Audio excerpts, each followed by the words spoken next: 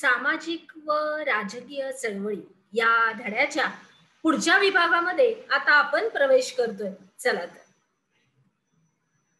आता आपण बघूया की चळवळ म्हणजे काय.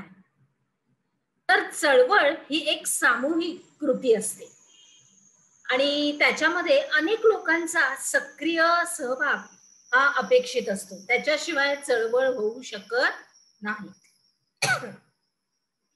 आणि चळवळ हे लोकांचं विशिष्ट प्रश्नाभोवती निर्माण झालेलं हे एक संघटन असतं.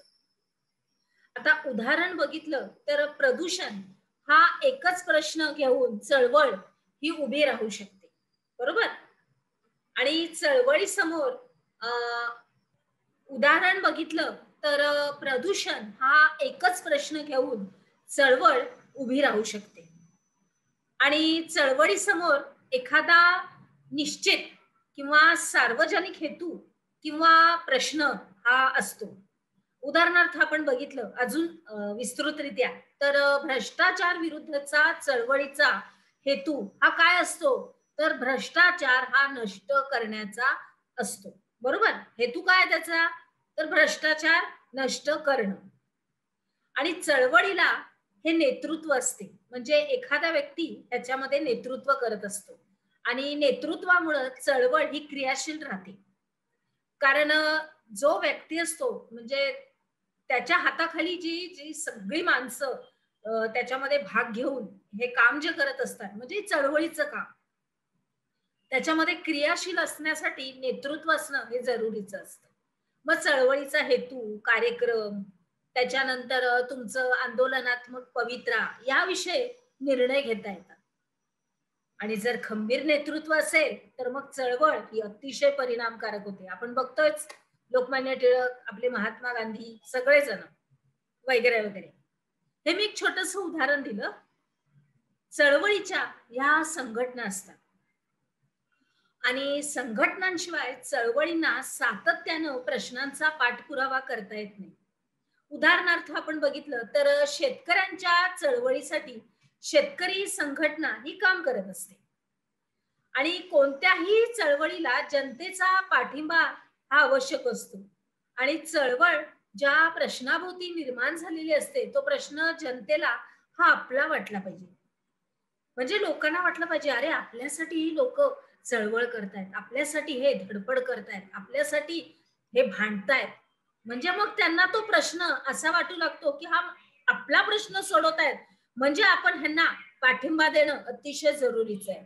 आणि मग त्याच्यासाठी निश्चित कार्यक्रम ठरवून त्या आधारे चळवळी जनमताला आकार देण्याचा हा प्रयत्न करतात.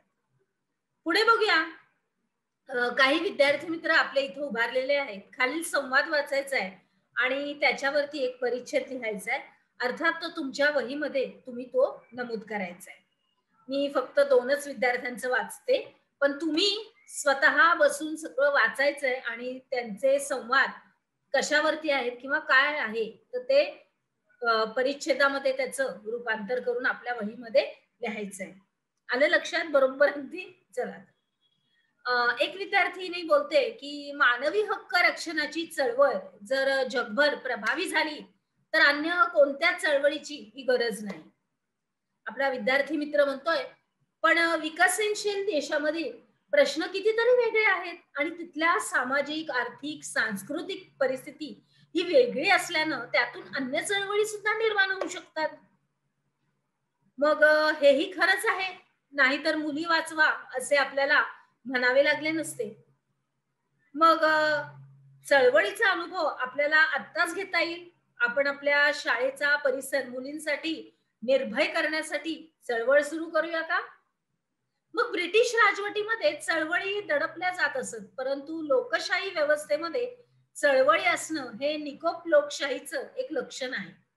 बघा प्रत्येक आपल्या विद्यार्थी मित्रांचं आपण वेगवेगळं मत बघितलं. मी 2 जणांचंच वाचणार होते, परंतु मला वाटलं की पुढच्या पण लोकांचं आपण वाचावं आणि त्याच्यामधून काय काय त्यांचे निर्णय किंवा त्यांची मतं आपल्याला कळाली की मुलगी वाचवा आणि तिला शिकवा, म्हणजे मुलगी शिकली आणि प्रगती झाली याचा थोडक्यात आढावा आहे तिथे.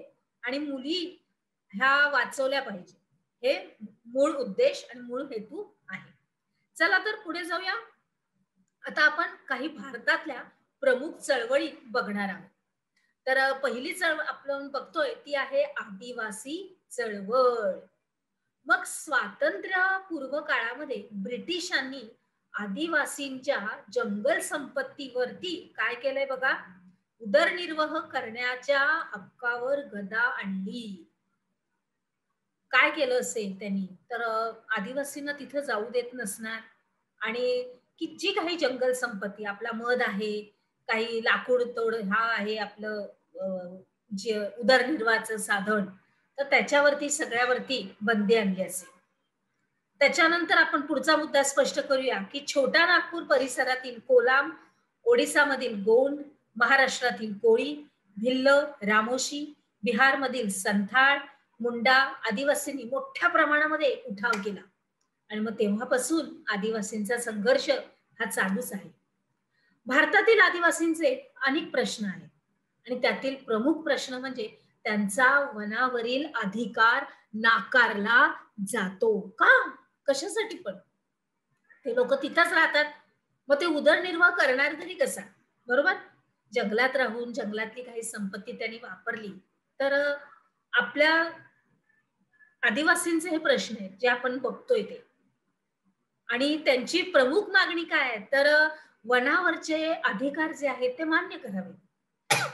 म्हणजे काय, तर वनातील उत्पादन गोळा करण्याचा, वन जमिनीवर लागवड करण्याचा अधिकार त्यांना मिळावा. ही काय आहे, आदिवासी चळवळ.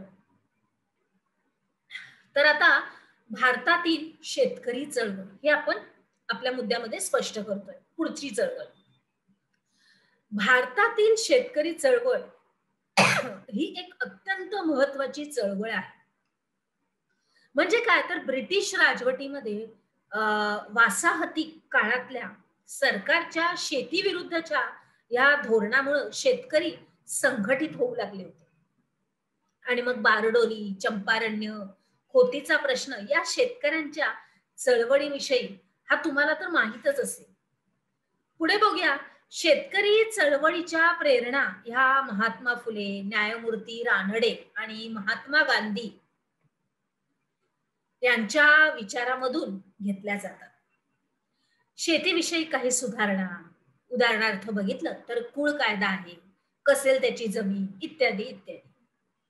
आणि मग ही शेतकरी चळवळ संथच राहिली, म्हणजे शांततेत चालूच राहिली, परंतु वेगवान नाही, संथ अशी चालत राहिली. हरित क्रांतीनंतर मात्र शेतकरी चळवळ अधिक क्रियाशील आणि परिणामकारक अशी होऊ लागली.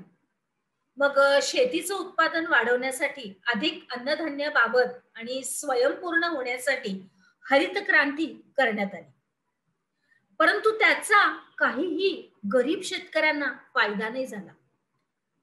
तर शेतकऱ्यांमध्ये गरीब आणि श्रीमंत असे वर्गच निर्माण झाले आणि त्यांच्यातला असंतोष वाढायला लागला आणि मग शेतकऱ्यांच्या आंदोलनाला सुरुवात झाली. काय झाली, शेतकऱ्यांच्या आंदोलनाला सुरुवात झाली. म्हणजे हे काय, वेगळीच चळवळ सुरू झाली, वेगळंच आंदोलन चालू झालं, बघितलं. आणि शेतमालाला योग्य भाव मिळावा, शेतीचा जो उद्योग असतो त्याला योग्य तो दर्जा मिळावा आणि स्वामीनाथन आयोगाच्या शिफारशी स्वीकाराव्यात, कर्जमाफी, कर्जमुक्ती आणि राष्ट्रीय शेतीविषयक धोरण या शेतकरी संघटनाच्या प्रमुख मागण्या आहेत. बघा, आता आपण चळवळ आणि आंदोलन सगळं काही मिश्र स्वरूपामध्ये अभ्यास करत आहोत. त्याच्यानंतर आपण काय शिकलो या अंतर्गत संकल्पना स्पष्ट करायची आहे आणि ती म्हणजे आदिवासी चळवळीची. अर्थात तुम्हाला तुमच्या वहीमध्ये ह्याची व्यवस्थित नोंद करायची. चला तर मग आता आपण पुढे जाऊया.